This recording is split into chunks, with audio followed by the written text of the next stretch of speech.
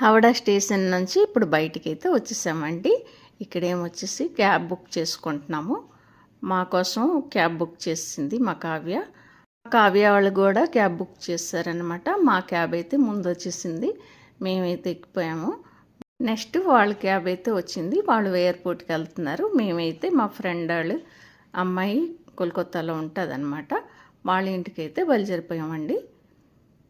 ఇక్కడ చూస్తున్నారా హౌడా బ్రిడ్జ్ అండి. మీలో ఎంతమంది హౌడా వచ్చున్నారు, హౌడా బ్రిడ్జ్ చూస్తున్నారు కామెంట్ సెక్షన్లో కామెంట్ చేయండి. ఇక్కడ చూస్తున్నారా గంగా నది అండి.